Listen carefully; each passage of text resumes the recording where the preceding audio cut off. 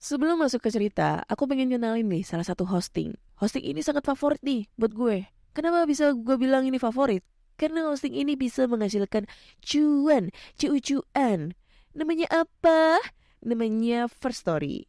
Nah, buat kalian nih yang gak tahu First Story itu apa, jadi ini adalah platform palu gada baru yang paling keren, lengkap, dan mudah untuk membuat, mendistribusi, dan mengelola podcast kamu. Di First Story ini kalian bisa menggunakan fitur-fiturnya 100% gratis. Kamu bisa mengupload episode terjadwal dan mendistribusikan podcastmu di semua platform hits podcast kesayangan kalian. First Story menyediakan customer service yang luar biasa berkat tim yang berisikan podcaster berpengalaman. Kamu bisa share podcastmu tanpa ribet dengan F-Link yang akan mencakup semua link platform dan sosial mediamu. Dengan First Story Ads, kamu bisa mengakses monetisasi yang mudah dan beneran nih bisa kamu cairkan sesegera mungkin. Tanpa biaya tambahan dan tanpa ribet.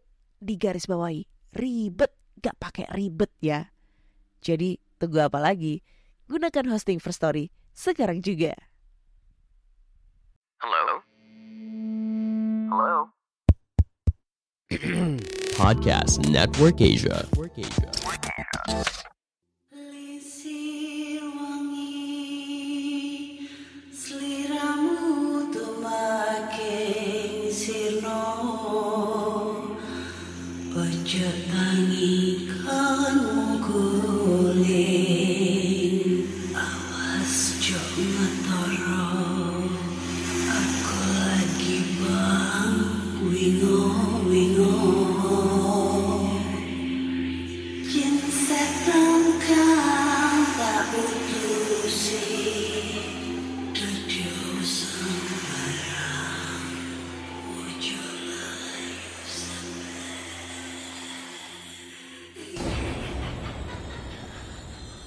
Hai Rek, yo apa kabar? Ketemu lagi dengan aku si Ana di podcast Kisah Horor. Kita bertemu di episode 174. Dan di episode kali ini aku akan membacakan cerita horor ataupun email berhantu yang sudah dikirimkan teman-teman melalui podcast kisah horor @gmail.com atau DM Instagram podcast kisah horor serta Google Form yang tersedia di bio Instagram podcast kisah horor. Banyak banget yang nge-DM atau nge-email karena kenapa sekarang gak ada ketawa-ketawa kuntilaniknya lagi gitu ya. Gak ada ketawa-ketawa kuntilanaknya lagi. Ya gimana ya guys ya. Batuk cuy. Gak enak banget. Cuaca di Surabaya ini lagi ekstrim banget sehingga ngebuat batuk, flu dan lain-lain. Yang akhirnya mau ketawa itu juga gak kuat gitu loh. Nah kalau kalian nih yang pada nanyain Kak Ana batuknya mana ya. Ini sekarang gue lagi sakit batuk. Ya doakan aja nanti setiap cerita ada batuk, sesi-sesi batuknya. Tapi di satu sisi lain ada yang tetap gak suka kalau gue batuk-batuk di setiap cerita. Ya gue sebenarnya juga gak suka kalau batuk-batuk terus gitu ya. Tapi ya mau gimana gitu. Gak ketahan gitu ya. Lagi sakit juga gak tertahan pengen batuk. Ada yang email juga, tolong kalau misalnya lagi bacain cerita batuk-batuknya diedit gitu supaya diilangin. Keganggu banget buat kita yang ngedengerin. Gue dari episode 1 sampai 100 jujur gue gak bisa ngedit. Gue belum punya editor. Dan gue ngerekam juga secara manual gitu ya. Maksudnya otodidak gitu loh. Apa ya? Gak ada editingnya gitu loh, nggak bisa ngedit. Jadi gue rekaman langsung di share gitu. Nah episode 101 sampai sekarang gue punya editor nih. Ya ibaratnya gue udah dipercaya buat gabung di podcast Network Asia. Yang jelas gue dapat fasilitas untuk diedit setiap gue berpodcast. Nah itu. Tapi untuk masalah batuknya kayaknya kadang itu nggak diilangin sama editornya. Karena emang ciri khas dari podcast kisah horor itu batuk sama ketawa-ketawa kuntilanaknya. Bukan karena cerita seramnya.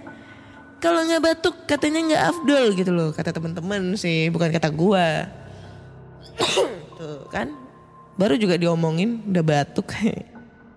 Tapi BTW, thanks banget buat podcast Network Asia ya. PNI udah dipercaya PKH untuk gabung di PNI. Ya semoga kontraknya diperpanjang ya Pak, Bu, Kak. Kak Risa, Kak Edi, hehe. Kontraknya diperpanjang biar aku lebih semangat lagi nge-podcast, nggak absen terus ya. Maaf kalau selalu absen, aduh gitu.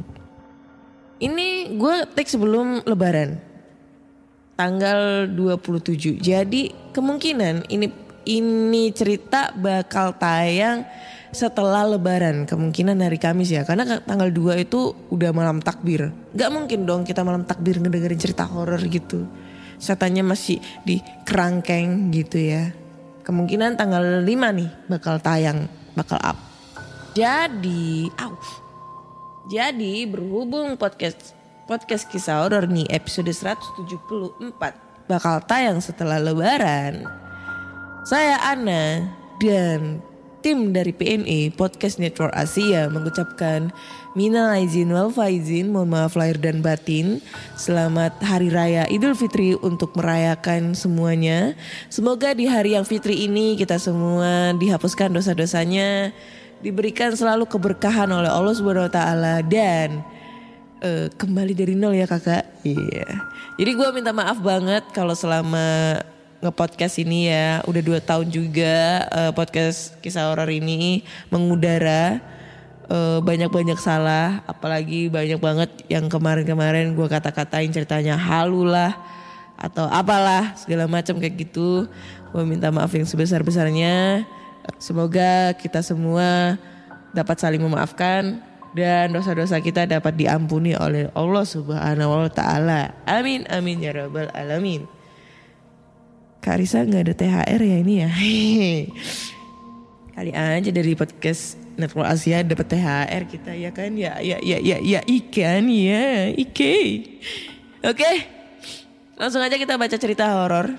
Dan cerita pertama ini datang dari email. Langsung aja kita bacakan. Assalamualaikum warahmatullahi wabarakatuh. Halo semua. Perkenalkan, nama aku Boy. Langsung aja ya kak.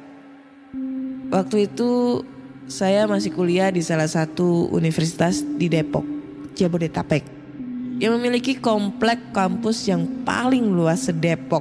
Nih pasti tahu ya. Apaan tuh? Barusan bunyi-bunyi tuh. Pasti tahu nih teman-teman yang ada di Depok, kampus yang paling luas se-Depok. Tuh kampus apa itu ya? Seperti mahasiswa kurang kerjaan pada umumnya, saya mengakhiri kegiatan nongkrong di kampus sudah sekitar jam 2 atau 3 pagi. Dan hari itu, sebagaimana kebiasaan saya lupa bawa motor.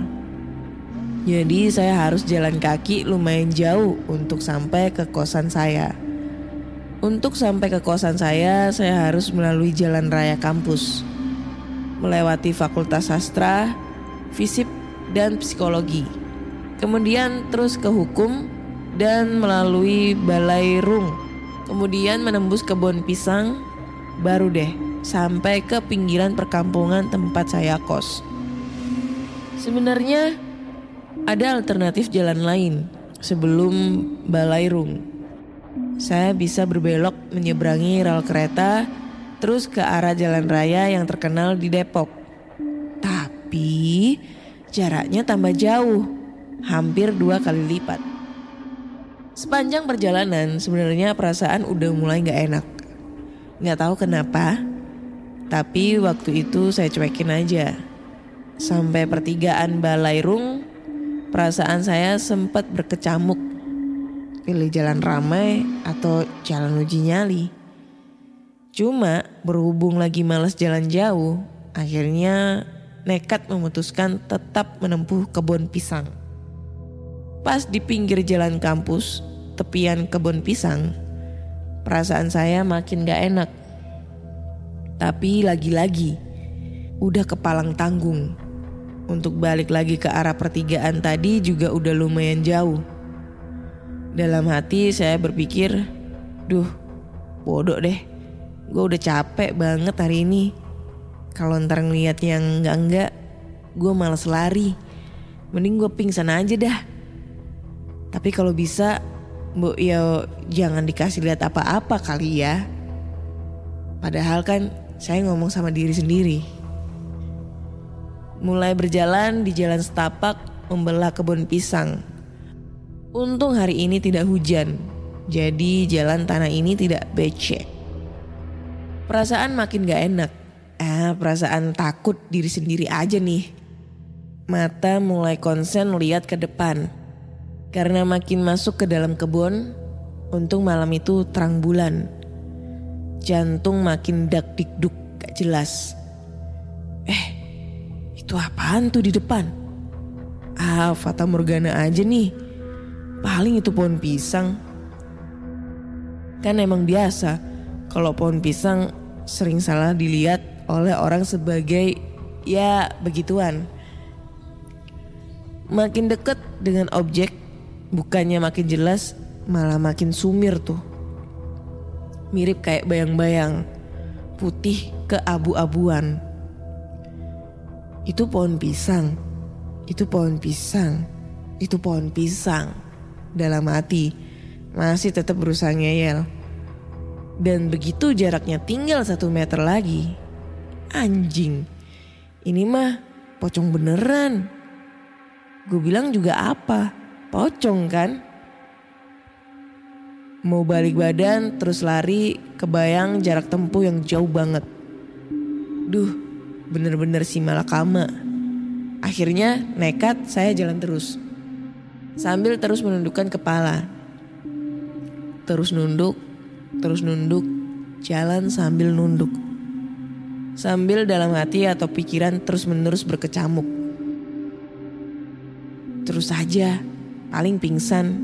Terus aja, paling pingsan. Sampai sebelah-sebelahan. Nih dia ngomong dalam hati kayak gitu kali ya. Terus aja, Mak. Kok gua gak pingsan-pingsan? Sialan nih. Sampai akhirnya setelah agak jauh dari TKP, begitu lihat lapangan bola, tempat anak kampung kosan saya biasa main, dan ngelihat pintu gerbang kampus, tanda batas areal kampus dan perkampungan.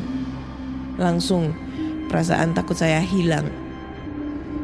Oke Kak, cukup sekian dulu cerita dari aku nih. Kebiasaan jelek saya kalau lihat begituan, bahkan sampai seumuran ini, bukannya istighfar atau zikir, saya malah seringnya mengumpat-ngumpat kata-kata kebun binatang. Maaf ya Kak. Terima kasih sudah dibacakan, semoga bisa menghibur kalian semua. Tuh kan, gue bilang apa?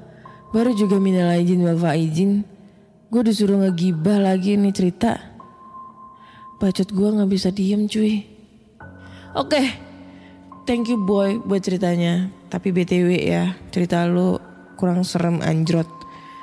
Dan ya ngapain lu juga ke kampus pulang begitu malam juga.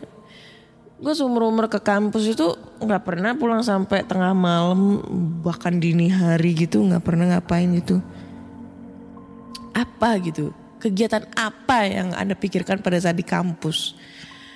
Itulah yang gue pikirkan sampai sekarang. Gue kuliah 2 kali, D3 sama 1, S1 ya. Selama gue kuliah 2 kali ini, gue gak pernah kayak nginep atau berdiam diri di BEM sampai sekian lamanya kayak gitu. Nggak nyaman, mending gue pulang tidur dah. Atau gue ngopi-ngopi di pinggir jalan gitu. Gue lebih seneng kayak gitu. Kayak di BEM terus di kampus tuh gak penting banget ngapain gitu ya. Itu dah. Ya boy anak jalanan, anak kampusan. Next, lanjut ke cerita berikutnya. Cerita berikutnya ini yang berjudul sholat tahajud di masjid yang gelap. Oke, ini kayaknya ranah-ranahnya kayak cerita-cerita makmum nih ya. Hai Kak Ana, perkenalkan nama aku Aska. Kali ini aku mau menceritakan tentang pengalaman paman aku sewaktu ia sedang bekerja larut malam di kantor wali kota Jakarta Barat. Tanggalnya saya lupa karena ia tidak menceritakan ceritanya secara detail. Siang itu, seperti biasanya paman saya sedang bekerja di kantornya dan ia berniat untuk pulang karena memang sudah waktunya. Di saat dia bersiap untuk pulang, atasannya menyuruh paman saya supaya lembur malam ini karena salah satu pegawai ada yang sedang berhalangan masuk.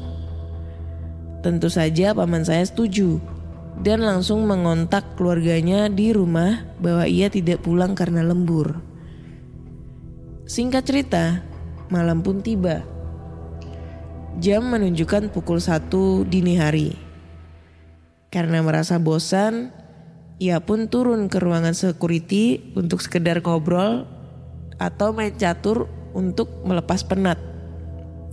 Setibanya di ruangan, ia langsung disapa oleh petugas keamanan dan diajak untuk main catur.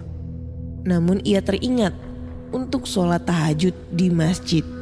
Jadi dia memutuskan untuk sholat dulu, baru setelah itu main catur. Setibanya di masjid, ia langsung mengambil air wudhu. Namun saat itu ia merasakan ada sesuatu yang aneh. Kayaknya dari tadi ada yang ngeliatin deh, gumam paman saya dalam hati. Ia meneruskan wudhunya dan masuk ke dalam masjid. Gelap banget katanya. Ya memang masjid di situ dimatikan lampunya jika sudah jam 10 malam. Ia mulai sholatnya. Rakaat pertama ada sesuatu yang aneh di sekeliling paman saya. Konsentrasi sholatnya berkurang. Suasana masjid seakan-akan ramai. Rakaat kedua, paman saya mengeraskan suaranya. Dan ketika ia hampir selesai membaca Al-Fatihah, tiba-tiba amin menggema di seluruh ruangan masjid. Paman saya langsung kabur berlari keluar masjid dan menghampiri security. Mas, di masjid ada yang amin. Dengar gak tadi? Kata paman saya sambil terengah-engah. Wah, tadi kan yang sholat bapak sendiri, jawab security. Tapi sumpah pak, ada jamaahnya. Makanya saya langsung lari ke sini. Saya takut. Dan setelah kejadian itu, paman saya tidak berani lagi sholat tahajud di masjid. Ia lebih memilih untuk sholat di ruangan security. Thanks ke Ana sudah dibacakan. Maaf kalau ada kata-kata yang salah. Oke, thank you banget buat Aska, anaknya Deddy Corbuzier ya. Siapa tahu diundang sama bapaknya Deddy Corbuzier untuk ke podcastnya dia. Diundang ke podcast Deddy Corbuzier dengan judul Podcast Kisah Horor. Podcast horor terfavorit dengan suara batuk-batuknya. Wah, mantap kan. Terus yang ditanya gini, apa faedahnya Anda batuk-batuk di setiap podcast Anda? Terus gue jawab, gak ada faedahnya om.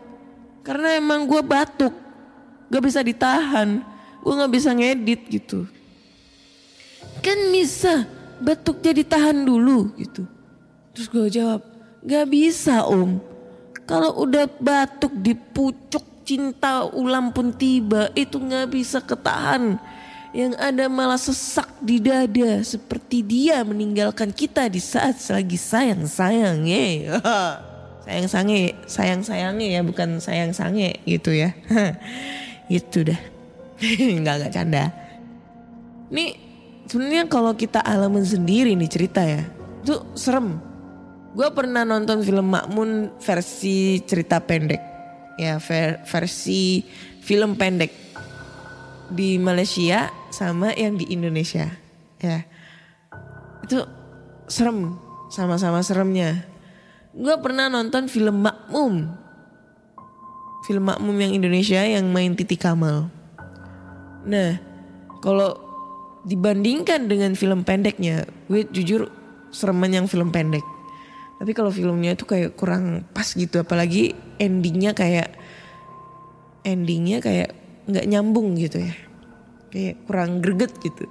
Tapi kalau seandainya ini terjadi dengan gue sendiri ya, pada saat gue lagi sholat malam, gue pernah bukan terjadi kayak gini, ada yang ngikutin enggak. Tapi setiap gue mau sholat malam di rumah, notabene-nya kamar gue, di area kamar gue di rumah gue tuh pernah diganggu hantu-hantu gitu ya. Kalau gue sholat itu di ruangan tengah gitu, bukan di kamar, di ruangan tengah. Itu pas baca Al-Fatihah, kalau gak gitu pas ngomong, pas sujud atau pas ruku yang biasa bilang Allahu Akbar. Allah Akbar, gue kebayang sama yang di cerita Makmum gitu ya. Itu kayak ngebayangin pas gue ngomong Allahu Akbar, itu yang ada yang ngikutin cuy di belakang. Itu udah sering banget gue pikirin sampai detik ini. Kalau gue mau sholat malam itu pasti yang kebayang-bayang gue itu adalah ada orang yang ngikutin. Nah justru kalau kalian pada saat sholat itu khusyuk dengan tidak ada pikiran apa-apa, itu pasti gak ada gangguan macam-macam. Tapi kalau di awal kita sudah mau sholat itu sudah berpikiran yang macam-macam, itu pasti diganggu. Karena apa? Karena jin itu bisa ngedengar kata hati kita, bisa ngedengar apa yang kita khawatirkan di dalam isi otak kita gitu ya. Dan dari situ dia bakal memanfaatkan kejadian itu, ketakutan kita untuk membuat suatu sugesti atau membuat suatu hal yang membuat kita, yang kita pikirkan itu jadi kenyataan kayak gitu. Ya salah satunya adalah hantu. Itu yang gue selalu tangkep, gue yang selalu terapin sampai sekarang. Makanya gue gak pernah dilihat-liatin.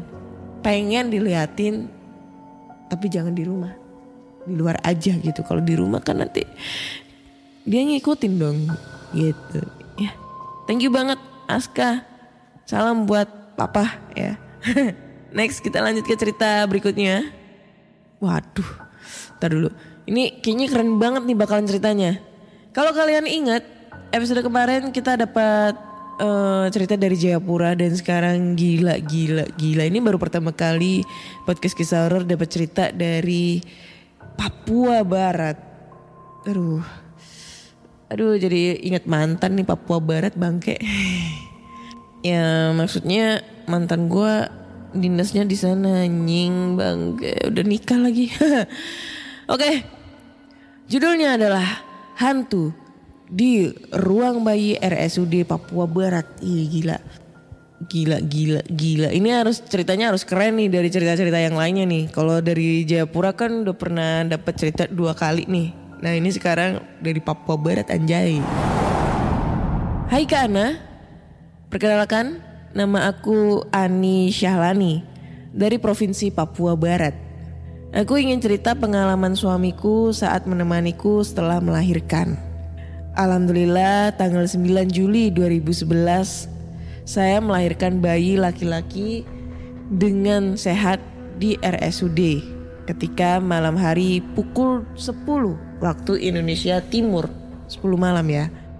Suamiku hendak ke ruangan bayi untuk melihat bayi kami. Anehnya, semua bayi, saat itu ada 4 bayi di dalam ruangan, menangis serentak. Dan ada seorang suster berambut panjang berkeliling di antara bayi-bayi tersebut, tetapi membelakangi suamiku. Saat suamiku menyapanya, "Assalamualaikum, selamat malam suster." Suster itu membalikan wajahnya. Sontak suamiku kaget karena menurut suamiku suster itu berwajah pucat. Pupil matanya putih, lidahnya mirip lidah ular dan kukunya panjang berwarna hitam. Dan bibirnya sobek mencapai telinga. Segera suamiku masuk ruangan dan membentak, Ukrut, ya adulah, pergi kau, musuh Allah." Dan membaca surat Al-Jin. Tiba-tiba hantu itu pun hilang seperti asap berwarna hitam. Dan kemudian suster juga jaga yang asli datang dan bertanya, "Ada apa Pak?" Suamiku menjawab, "Ada jin." Dan esoknya suamiku memboyong aku dan anakku untuk pulang karena aku pun tak kerasan di RSUD. Udah ceritanya. Gue kira bakal panjang nih ceritanya ya, keren gitu. Tapi gak apa-apa, kita harus menghargai semua cerita yang masuk di podcast kisah horor gitu ya. Cerita tentang pengalaman Mbak Ani yang suaminya diliatin sosok jin yang mengganggu bayi-bayi. Itu kemungkinan sosok tersebut itu bermaksud untuk menculik bayi ya. Bayi-bayi yang tidak berdosa itu. Karena emang jin-jin atau mungkin manusia yang menganut ilmu hitam atau apapun itu memang sasarannya adalah bayi-bayi yang baru lahir kayak gitu. Itu yang gue tangkep ya, yang gue tahu kayak seperti kuyang atau leak atau apapun itu. Dia selalu mencari bayi yang masih ada di dalam rahim ataupun bayi yang baru lahir kayak gitu. Ya, terima kasih Mbak Ani buat ceritanya. Next kita lanjut ke cerita berikutnya nih ya, cerita berikutnya. Oke, nambah kita cerita satu lagi karena cerita tadi itu singkat, jelas dan padat. Ini dia. Oke, cerita berikutnya judulnya adalah Rumah Kontrak Tempat Rapat Hantu. Wah, rapat paripurna ini, para hantu-hantu ini ya. Rapat legislatif. Hai, namaku Agus DB. Asalku dari Bali, Pulau Dewata. Wah, halo Bali. Aduh, baru kali ini podcast kisah horor selama 174 episode kita dapat cerita dari Bali. Ini yang gue tunggu-tunggu itu. Karena gue kemarin sempat mikir, kok aku nggak pernah dapat cerita dari Bali ya. Paling banyak di Jawa, Sumatera, Kalimantan gitu. Jarang banget dari Bali cuy. Akhirnya Bali, I love you ya. Harus kirim cerita yang banyak nih dari Bali ya. Bali, yes. Ya itulah. Langsung ke cerita ya. Tuh, cerita pertama dari Bali ini harus harus diabadikan. Ini cerita dialamin sama kakak kandungku di Mataram, NTB. Wah, Mataram lagi. Tempat mantan saya lahir. Saat kecil kakakku sering banget ngalamin yang namanya hal goib. Salah satunya banyak terjadi di rumah kontrakan itu. Pas ditanyain sama baliannya, maksudnya dukun, katanya sih rumah kontrakan itu sering dijadikan tempat rapat para hantu-hantu. Nah, kakakku waktu kecil kan ke kamar mandi tuh. Pas buka kamar mandi di rumah kontrakan itu, dilihatnya wanita tua berlidah panjang menyentuh lantai. Berambut panjang, berwarna putih dan lain-lain. Langsung tanpa basa-basi kakakku teriak-teriak sambil banting pintu. Waktu itu aku masih kecil, jadi gak tahu kenapa kakakku waktu itu teriak-teriak. Mungkin itu wewe gombel. Sudah 15 tahun pindah dari rumah itu dan dikontrakkan kembali. Nah, yang ngontrak juga sering digangguin malam-malam sampai gak bisa tidur. Sampai berkali-kali dikontrakin gak ada yang mau. Setelah itu rumah itu ditempatin oleh sepupuku. Mimpi-mimpi aneh sering terjadi. Kata sepupuku sih, katanya dia setiap malam mimpi ada yang ngumpul-ngumpul di sumur dekat kamar mandi, bayangan item-item jalan dan lain sebagainya.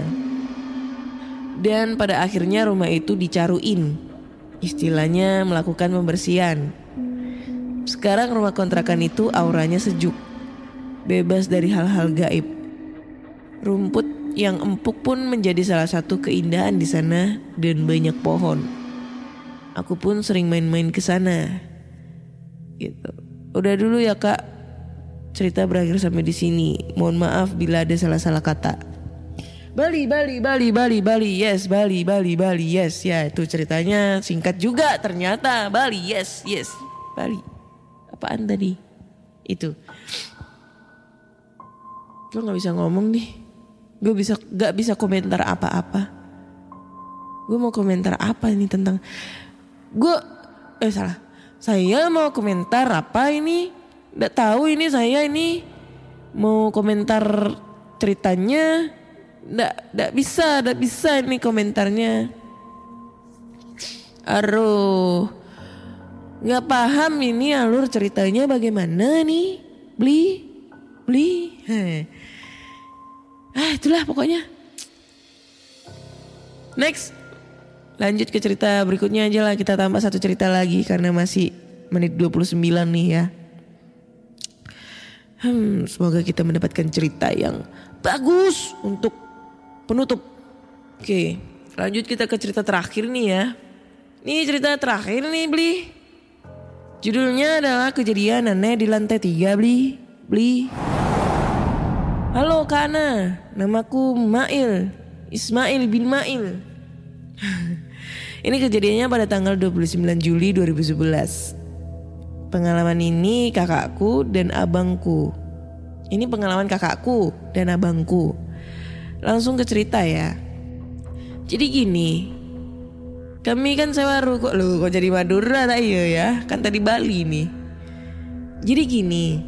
Kami kan sewa ruko yang berlantai 3. Kami buka usaha warnet. Waktu itu jam 10 malam. Kakak aku sendirian di lantai 2. Ibu, ayah, adik lagi pergi ke kampung. Sedangkan aku sama abangku di bawah jaga warnet. Waktu itu kan kakak aku mau tidur. Tempat tidurnya di lantai 3. Langsung aja dia naik ke lantai 3 untuk tidur. Sebelum tidur kakak aku biasanya pakai masker pemutih wajah. Biasa anak cewek.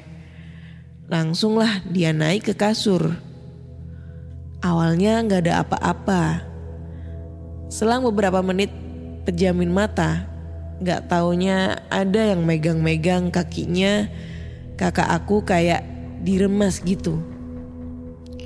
Dia buka mata dan lihat ternyata ada sosok nenek-nenek yang memakai kerudung. Kakak aku langsung lari ke lantai 1. Dia baru berani naik ke lantai 3 saat aku dan adikku pulang. Karena aku dan adikku tidur sekamar sama kakakku. Saat itu dia gak berani cerita karena takut kali ya. Paginya baru dia cerita sama semua keluargaku. Ini cerita abangku. Abang aku bisa dibilang orang yang pemberani. Gak takut sama hal ini atau hal itu tentang gaib. Saat itu kan mau BAB. Dia di lantai 1 dan 2 ada orang. Ternyata terpaksa abang aku BAB di lantai 3. Saat itu dia lagi masang rokok untuk BAB dia. Awalnya dia lihat air di ember penuh. Selang beberapa menit dia BAB, dia mau ambil air untuk cebokan. Saat ditengok, air yang di dalam ember penuh tadi habis, gak ada isinya. Langsung aja dia terkejut dan ngomong, "Janganlah ambil air awak, ini awak mau cebok. Kalau gak ada air kayak mana awak mau cebok? Kalau kau perlu air, ambil aja air di lantai 1 atau 2, jangan di sini." Saat abangku kedip matanya 1 kali, airnya ada lagi, penuh. Dan dia lanjutin ceboknya. Dan besoknya dia cerita ke semua penghuni rumah aku. Nah saat itu kami panggil teman ayah aku yang seorang kiai. Dia semburin lah air di lantai 3 tuh. Dan kiai itu bilang, "Gak apa-apa, dia hanya ingin berkenalan aja. Dia bukan hantu yang jahat. Ntar dia pergi sendiri." Sedangkan aku sendiri gak pernah digangguin. Untunglah gak digangguin. Segini dulu ya kak ceritaku. Kalau ada kesalahan kata dan kata yang tidak dimengerti, aku minta maaf. Oke. Aduh, gue mau komentar apa lagi nih anjay. Ini kenapa ya Bli? Semua ceritanya kok singkat-singkat semua Bli? Singkat, jelas dan padat Bli. Tidak ada yang di gimana-gimanain gitu Bli. Biar bisa dikomentar-komentarin gitu Bli. Ya itu aja sih Bli ceritanya Bli. Kayaknya cukup sekian dulu Bli cerita dari podcast kisah horor Bli. Saya bingung Bli mau komentar, tapi ceritanya singkat-singkat semua Bli. Ya beli. Ya kayaknya cukup sekian dulu lah ceritanya. Gue bingung mau komentar apaan. Soalnya singkat-singkat semua ceritanya ya. Jadi cukup sekian dulu cerita dari podcast kisah horor di episode 174 ini. Nantikan cerita-cerita horor yang terbaru di episode-episode berikutnya. Jangan lupa dengerin podcast kisah horor di Spotify, Google Podcast, Apple Podcast, serta di Noise. Karena podcast kisah horor sekarang udah bisa didengerin di Noise. Jangan lupa kasih rating 5 untuk podcast kisah horor di Spotify. Dan tinggalin komentar kalian di setiap episodenya di Noise. Dan sebelum itu juga gue mau mengucapkan sekali lagi selamat Hari Raya Idul Fitri 1433 Hijriah. Mohon maaf lahir dan batin. Semoga di hari yang fitri ini kita semua dihapuskan dosa-dosanya oleh Allah SWT. Kembali ke nol. Dan semoga kita semua diberikan kesehatan dan perlindungan oleh Allah SWT. Amin amin ya rabbal alamin. Akhirnya saya Ana dan Podcast Network Asia undur diri. Sampai jumpa dan bye-bye.